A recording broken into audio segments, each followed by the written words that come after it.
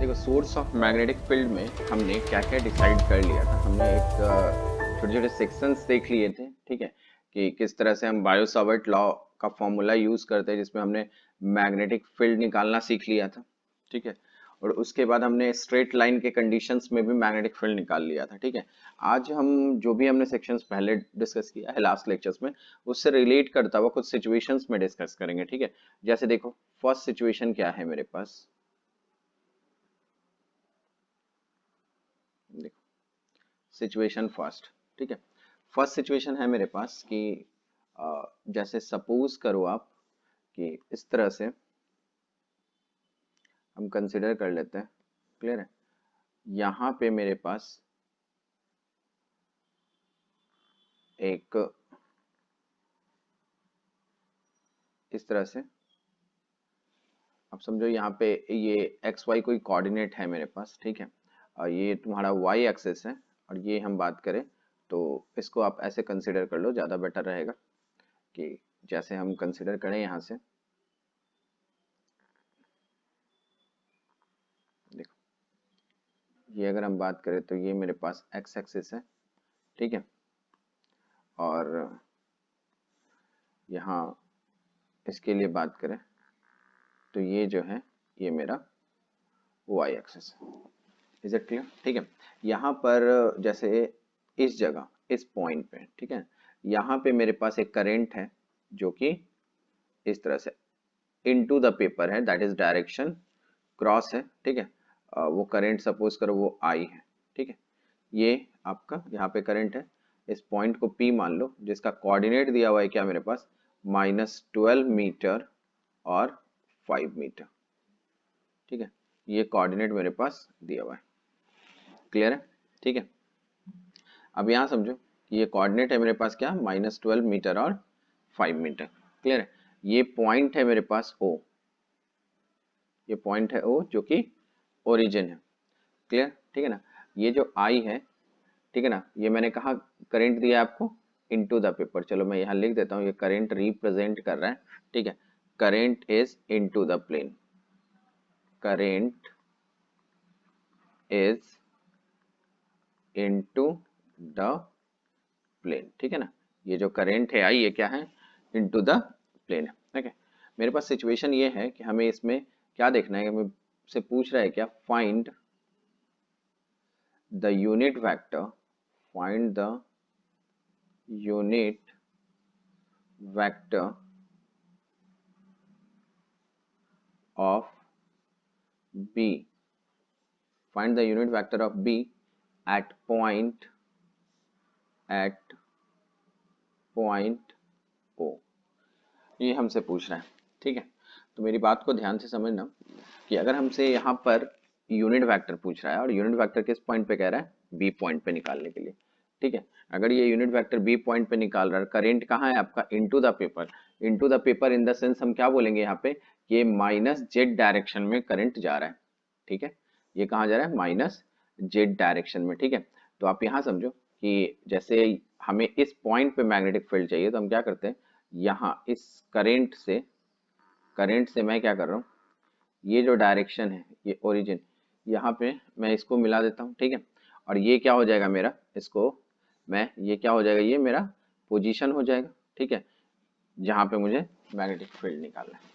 Is it clear? अब मुझे ध्यान से बताओ कि जब ये क्रॉस में है, इनटू द पेपर करंट है, ठीक है, तो जो अगर करंट इनटू द पेपर है और मुझे ओ पॉइंट पे कंसिडर करना है, तो इस जगह मैग्नेटिक फील्ड का डायरेक्शन क्या होगा, ठीक है।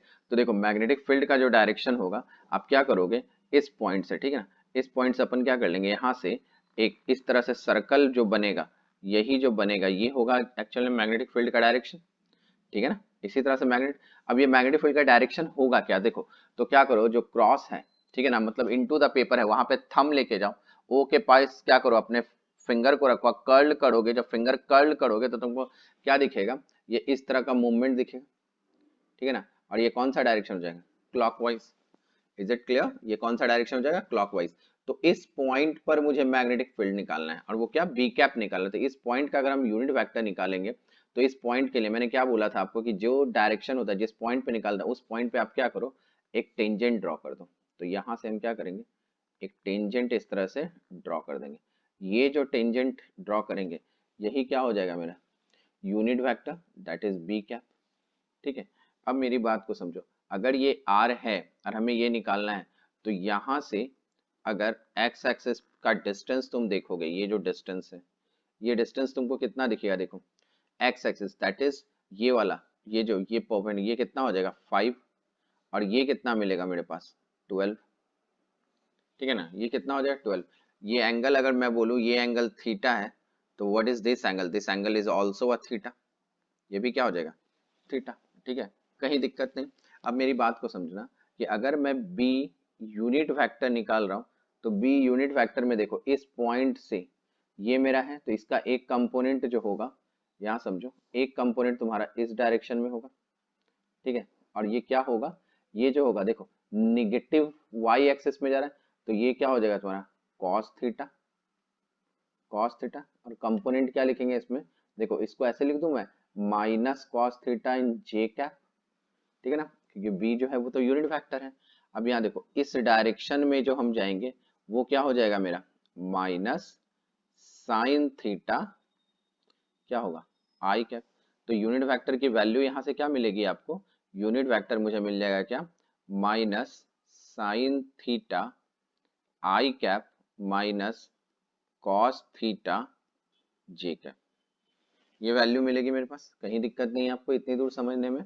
अब ध्यान से समझना कि ये जो वैल्यूज है बेटा इसमें से अगर मैंने माइनस कॉमन ले लिया, ठीक है, तो वैल्यू क्या हो गई sine theta, this become a theta. ये 5 है, देखो ध्यान से एक एक टर्म्स को समझना कि ये अगर 5 दिया हुआ है तुमको, ठीक है, और ये अगर 12 दिया हुआ है तो ऑब्वियस सी बात है इस ट्राइंगल का जो हाइपोटेनस होगा आर, उसकी वैल्यू क्या मिलेगी हमको 13।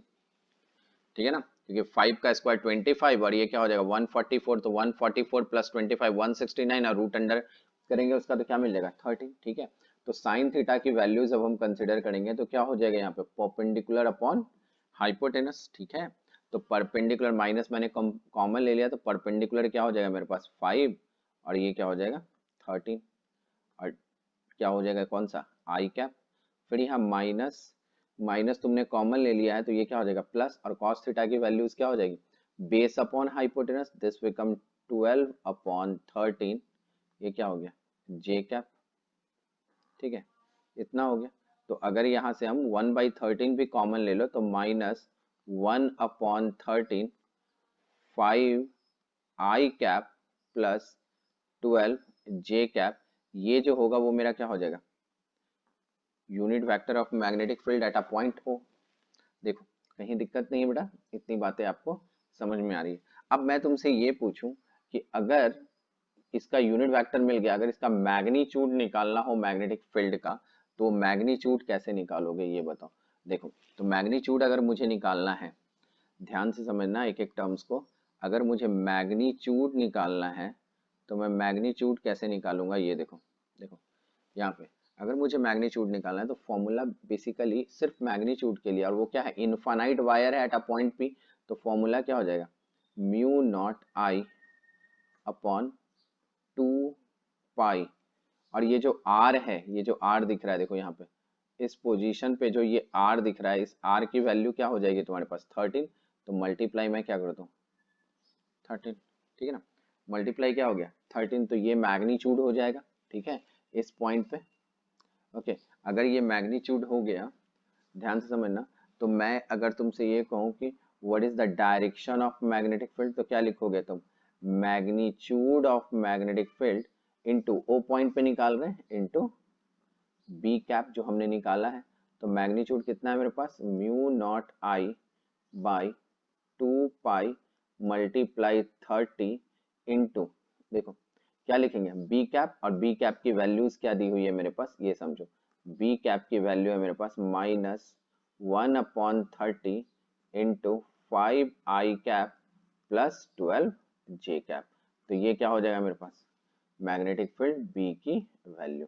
कहीं दिक्कत नहीं, इतनी बात आपको समझ में है कि अगर कभी भी कंडीशनली ऐसा क्वेश्चन पूछता है तो आपको किस तरह से इसको सॉल्व करना है। Is it clear? ठीक है, कहीं दिक्कत नहीं इतनी दूर में समझने में।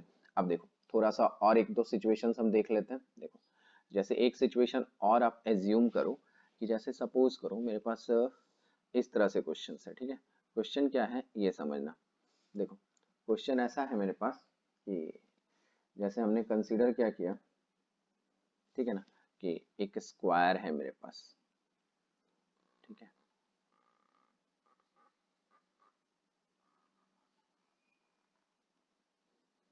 देखो ये एक स्क्वायर है मेरे पास, ओके, क्लियर है, ठीक है। थोड़ा पिक्चर और परफेक्ट बना देते हैं। देखो देखो तो पिक्चर को थोड़ा सा और अच्छा कर देते हैं, ठीक है। देखो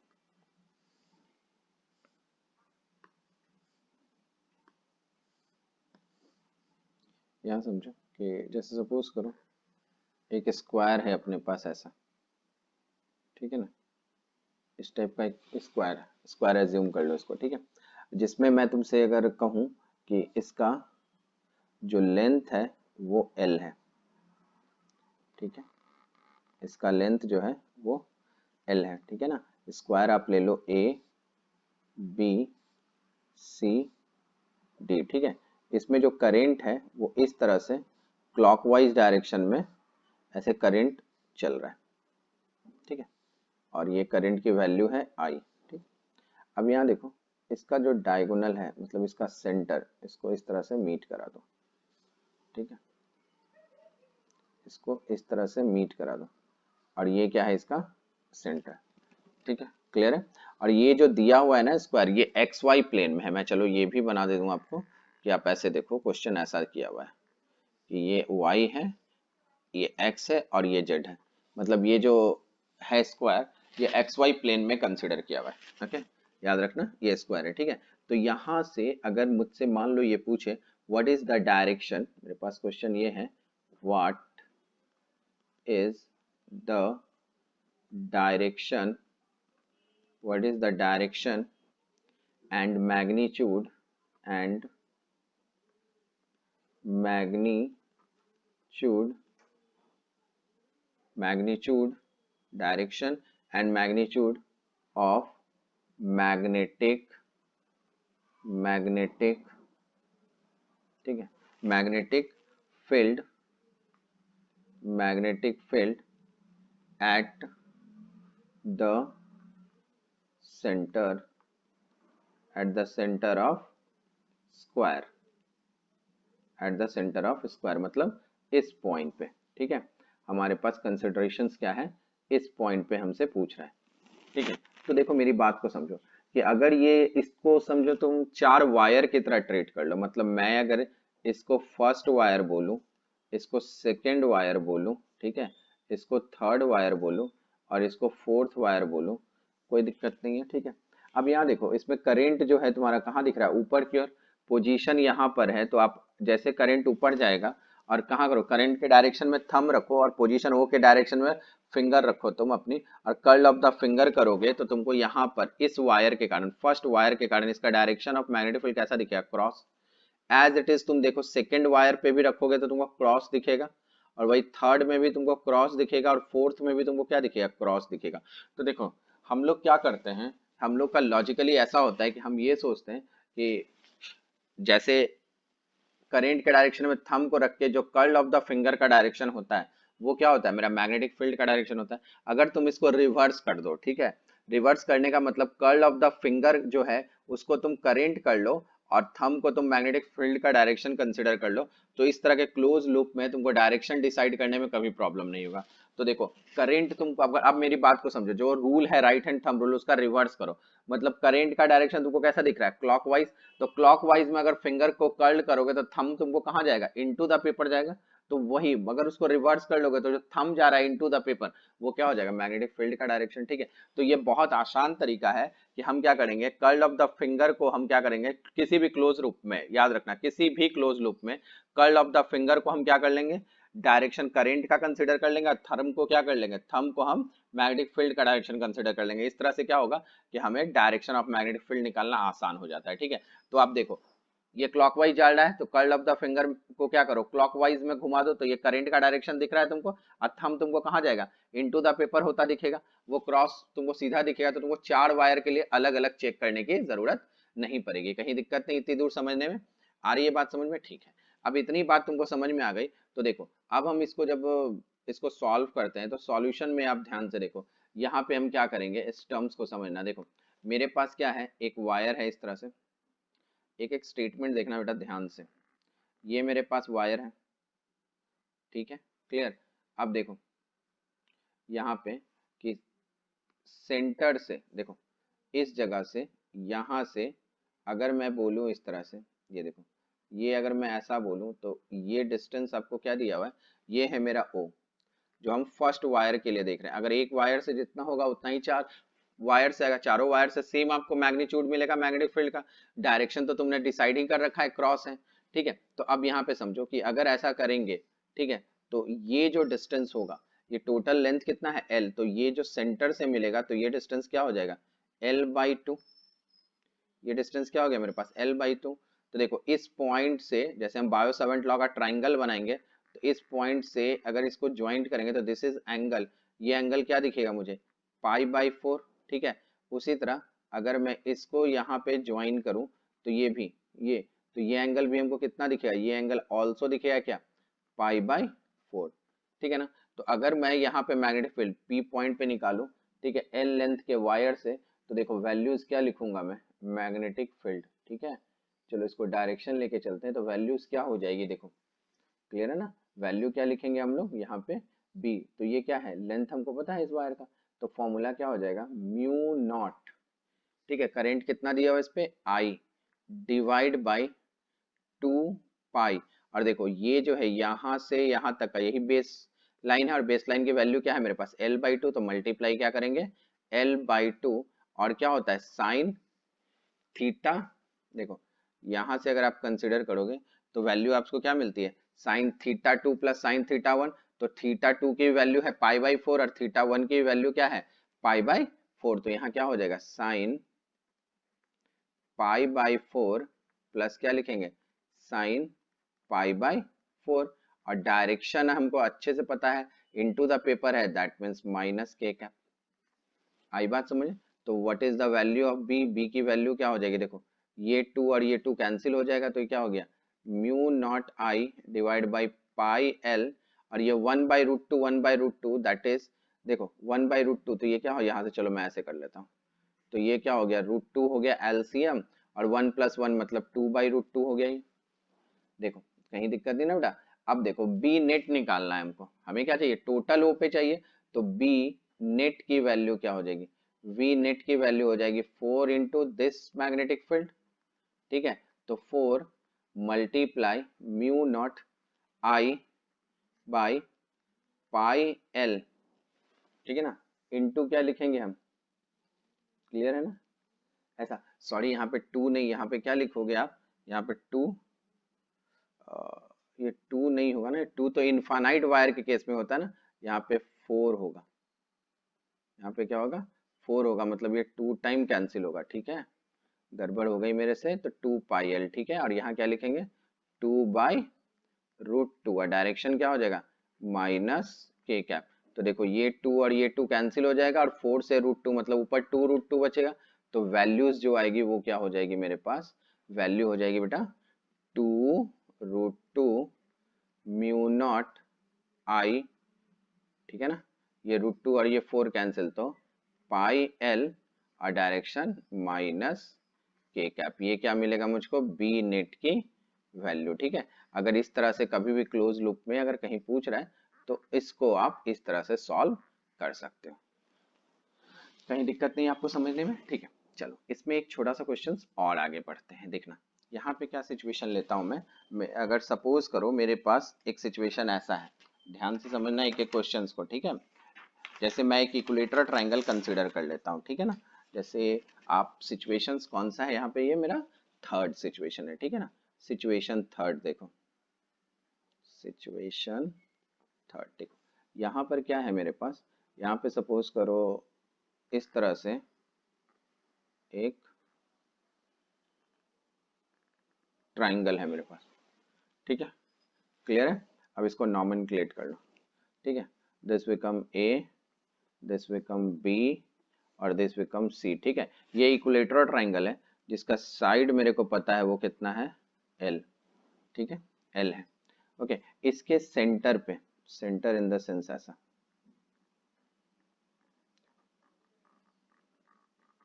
इस तरह से यहां से इसको इधर मिला लो, ठीक है, ये परपेंडिकुलर होगा, ये भी परपेंडिकुलर होगा और ये इस तरह से, ठीक है, ये भी परपेंडिकुलर होगा, ओके।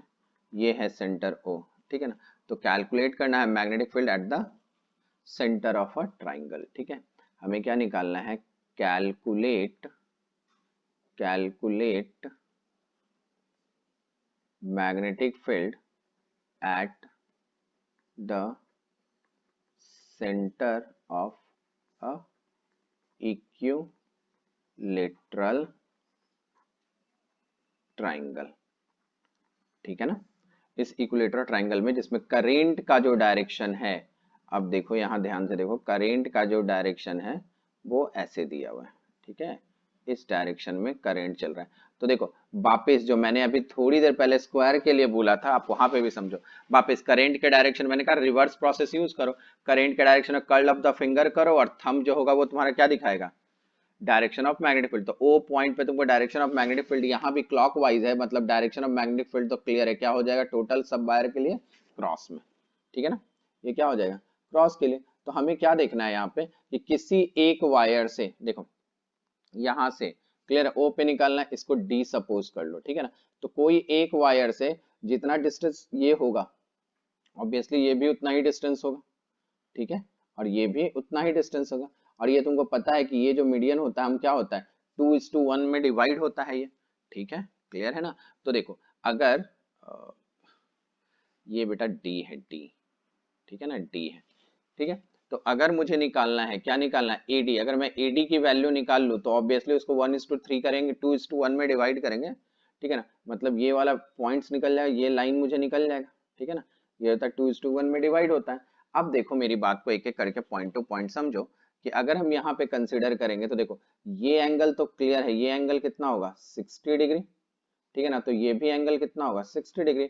तो हमको देखो ये वाला क्या हो जाएगा मेरा बेस लाइन, और ये बेस लाइन क्या हो जाएगा, इसी को सपोज कर ले आर, और ये करंट ऐसे जा रहा है, ठीक है। तो मुझे ये निकालना है, तो ये निकालने के लिए देखो दिस एंगल क्या हो जाएगा 30 डिग्री, और ये भी एंगल क्या हो जाएगा 30 डिग्री, क्लियर है ना, कहीं दिक्कत नहीं। तो मैं अगर ऐसे निकालू, देखो एडी की वैल्यू निकाल लो, पहले ए से डी तक की वैल्यू निकाल लो, एडी इज इक्वल टू अपने क्या लिख सकते हैं, देखो ए डी, ठीक है ना, इसको मैं ठीक कर देता हूँ, देखो ध्यान समझना, इसको मैं ठीक कर देता हूँ, ठीक है। यहाँ देखो अगर मुझे एडी निकालनी है, यहाँ समझो एडी निकालना है, तो एडी इज इक्वल टू क्या लिखूंगा मैं, ए बी कॉस 30 डिग्री, ठीक है ना, AD is equal to A B cos 30 degree हो जाएगा। ये एंगल दिया है आपको 30 डिग्री, क्लियर है ना, कहीं दिक्कत नहीं। देखो ये वाला ट्राइंगल ले लो, ए बी डी में ले लो, आ जाएगा ये। तो ए बी की वैल्यू तो टोटल कितना दिया एल, और कॉस 30 कितना हो जाएगा √3/2, तो दैट इज इसको क्या लिखेंगे √3L/2, ये होगा √3L/2। तो उसी तरह अब OD की वैल्यू क्या हो जाएगी, OD जो हो जाएगा 1/3 पार्ट हो जाएगा AD का, तो 1/3 का मतलब √3L/2 इंटू 1/3, दैट इज क्या लिखेंगे L/2 √3। ये निकल गया ना मेरी वैल्यू OD की। जब OD की वैल्यू निकल गई तो मैग्नेटिक फील्ड अब निकाल लो, तुमको डायरेक्शन क्लियर पता है। तो B की वैल्यू क्या लिख लेंगे हम, μ0I/4πr, ठीक है, इनटू क्या हो जाएगा साइन π/3 60 डिग्री, और प्लस साइन π/3 60 डिग्री, और डायरेक्शन क्या है -k का। इज इट क्लियर, कहीं दिक्कत नहीं इतनी दूर में। अब इसको सॉल्व कर लेते हैं, ठीक है। सॉल्व करेंगे तो क्या आ जाएगा, देखो μ0I/4π इंटू डिस्टेंस क्या दिया L/√3, आर की जगह क्या लिखना है L/2 √3, और साइन π/3 साइन पाई बाई 3 कितना होता है, साइन 60 √3/2 और plus √3/2 into minus K cap, ये आ जाएगा। मगर ये क्या हो गया, सिर्फ एक वायर के लिए निकला मेरे पास, सिर्फ क्या निकलेगा, ये एक वायर के लिए निकलेगा, ठीक है ना ऐसा। तो अगर हमको तीनों वायर के लिए निकालना तो B net is equal to क्या लिख लोगे, 3 इंटू बी। अब यहाँ से तुम खुद सॉल्व कर लो, ठीक है। मैं पूरा वैल्यूज लिख लेता हूँ, 3 mu not I by 4 pi into L by √3, sorry 2√3 into क्या लिखेंगे, √3/2 plus √3/2 into minus K cap, ठीक है। इस तरह से ये जो बी नेट की वैल्यू आएगी यही मेरा क्या हो जाएगा, फाइनल आंसर। देखो कहीं दिक्कत नहीं ना, देखो बहुत अगर आप प्रोसेस वाइज चलोगे बहुत आसान सम होते हैं ये सब, ठीक है। अब देखो एक सिचुएशंस और डिस्कस करते हैं, ठीक है। ये थोड़ा इंटरेस्टिंग हो जाएगा। आप देखो इंटरेस्टिंग इन द सेंस आपको अच्छा लगेगा। ये क्वेश्चन ऐसा है, देखना ध्यान से समझना। यहाँ पे जैसे सपोज करो एक इनफाइनाइट वायर है जिसको, ये समझना इस तरह से, और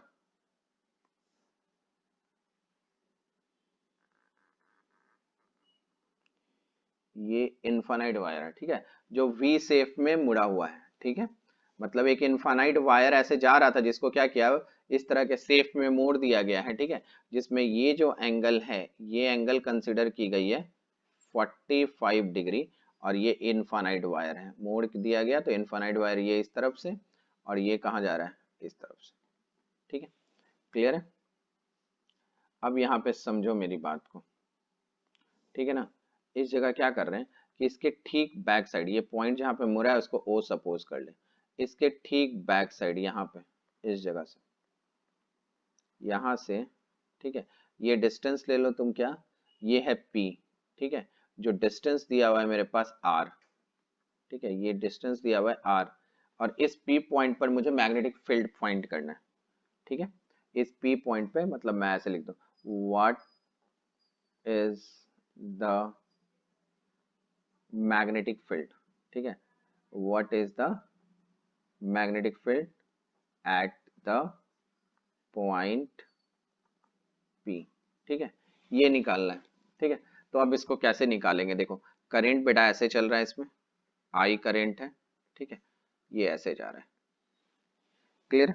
तो मेरी बात को ध्यान से सुनना, अगर इस तरह के क्वेश्चंस रहते हैं तो हम इसको अप्रोच कैसे करते हैं, ये देखो। पहले तो क्या करो तुम, पहला सेगमेंट क्या है इसमें, कि ये जो वायर दिख रहा है, ठीक है ना, ओ से, ये वाला वायर जो दिख रहा है यहाँ से लेके यहाँ इस पॉइंट का, ये जो इनफाइनाइट वायर दिख रहा है आपको, ठीक है, ये जो इनफाइनाइट वायर, बेटा करंट ऐसे जा रहा है, ये जो इनफाइनाइट वायर दिख रहा है इसको तुम क्या करो, सेगमेंट में डिवाइड कर लो, मतलब इसको लिख लो तुम सेगमेंट फर्स्ट, ठीक है। और इस वायर को अपन क्या कर लो, इसको डिनोट कर लो सेगमेंट सेकंड, ठीक है। तो तुमको क्या दिखेगा, देखो सॉल्यूशन मैं लिख रहा हूं, ठीक है ना। अब इसमें तुमको क्या दिखेगा, जो सेगमेंट 2 है, जो सेगमेंट 2 जो मैंने कंसिडर किया है, देखो ये जो सेगमेंट 2 वाला जो वायर है तो इधर से इनफाइनाइट ही जा रहा है, तो इसके ठीक पीछे इस पॉइंट पे है। तो मैंने क्या बोला था कि जिस डायरेक्शन में करंट है उसके पैरेलल, मतलब उसके डायरेक्शन में या एंटी पैरेलल में अगर कभी भी तुम निडल डालोगे तो कोई डिफ्लेक्शन नहीं होगा, तो मैग्नेटिक फील्ड की वैल्यू वहां क्या हो जाएगी, 0। मतलब सेगमेंट 2 के लिए अगर मैं बात करूं तो मैग्नेटिक फील्ड कितना मिलेगा मुझे, 0, ठीक है ना। सेगमेंट 2 का मैग्नेटिक फील्ड क्या हो जाएगा, 0। अब बात करो तुम सेगमेंट 1 की, ठीक है। तो सेगमेंट 1 में देखो मेरी बात समझना, ये जो दिया हुआ ना इसको क्या करो तुम इधर बढ़ा दो, इसको इधर बढ़ा दो इस तरह से, ठीक है, इस तरह से तुम इसको इधर बढ़ा दो। अब जब तुमने इसको इधर बढ़ाया, तुमको याद होगा मैंने एक बताया था कि जब एक पीछे करना हो तो कैसे सॉल्व करते हैं। अब इसमें क्या करो, इस पॉइंट P पॉइंट से तुम एक परपेंडिकुलर ऐसे बना दो, ठीक है, क्लियर है ना। और ये जो परपेंडिकुलर बनाओगे ये बेस लाइन हो जाएगा, तो दिस एंगल इज 45, तो ये एंगल कितना हो जाएगा 45, तो ये एंगल भी कितना होगा 45। तो ये परपेंडिकुलर लाइन चाहिए, क्योंकि यहाँ तो नहीं चाहिए, क्योंकि इस पे तो ट्राइंगल जो बनेगा बायो सावर्ट लॉ का इस वायर के लिए ऐसा बनेगा। अब ध्यान से देखो, आर ऐसा है तुम्हारा, आर इधर है तो व्हाट इज द वैल्यू, चलो इसको ओ, इसको पी है तो ये क्यू बोल दो, तो पी क्यू की वैल्यू क्या हो जाएगी, आर कॉस 45 डिग्री हो जाएगा ना, आर कॉस 45 डिग्री। अब ध्यान से देखो, इधर से ये इन्फिनिटी जा रहा है, तो एक जो लाइन इस तरह से बनाओगे, इस तरफ ये जो बनाओगे, ये कितना हो जाएगा, ये तो 90 डिग्री हो जाएगा, क्योंकि इन्फिनिटी पे ये इस तरह से पैरेलल जाएगा, और ये दूसरा एंगल कितना होगा 45 डिग्री। तो सेगमेंट 1 के लिए जब हम सॉल्व करेंगे, सेगमेंट फर्स्ट के लिए, तो पहले तो मैग्नेटिक फील्ड का डायरेक्शन बताओ कहाँ होगा।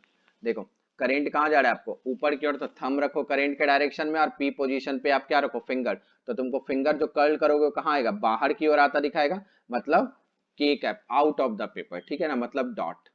तो यहाँ मैं क्या कर दूं, मैग्नेटिक फील्ड जो होगा वो कहाँ मिलेगा मुझको, डॉट, ठीक है। अब ध्यान से देखो कि हमको मैग्नीट्यूड लिखना है, तो क्या क्या लिखेंगे, म्यू नॉट, करंट कितना दिया हुआ है, आई डिवाइड बाई, ठीक है। अब यहाँ देखो हमको क्या वैल्यू, इनफाइनाइट वायर है ये कौन सा वायर है, इनफाइनाइट वायर है। जब ये इनफाइनाइट वायर है, मेरी बात को एकदम ध्यान से सुनते चलो, जब ये इनफाइनाइट वायर है तो फॉर्मूला क्या हो जाएगा, 2, ठीक है ना।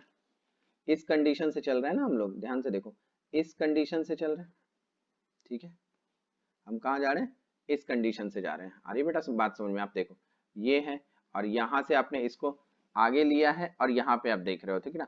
तो एक एंगल क्या दिख रहा है आपको 45, और दूसरा क्या दिख रहा है आपको 90 डिग्री, ठीक है। तो यहाँ पे क्या लिखेंगे, इनफाइनाइट वायर के 2 पाई, और आर की वैल्यू क्या हो जाएगी मेरे पास, आर कॉस 45 डिग्री, ठीक है। और यहाँ देखो एक एंगल क्या दिख रहा है तुमको 45, और एक क्या दिख रहा है 90, मतलब थीटा टू 90 है, तो क्या लिखेंगे, sine pi by 2 plus sign, और देखो यहाँ से पीछे से मिला रहे हो तुम इसको, तो इस जगह हमने क्या सिखाया था तुमको, ये वैल्यू क्या हो जाएगी माइनस, और ये क्या हो जाएगा साइन पाई बाई 4, ठीक है। अब इसको सॉल्व कर लोगे, डायरेक्शन डॉट है, तो ये क्या हो जाएगा मेरा, इस सेफ का मैग्नेटिक फील्ड, ठीक है। ये आया समझ में, कहीं दिक्कत नहीं, ठीक है। आ रही है क्लियर बात समझ में। तो इस तरह से हम और भी इसमें बहुत सारे सम सब प्रैक्टिस करेंगे, ठीक है ना, और भी आगे बहुत सारे सम प्रैक्टिस करेंगे, क्लियर है।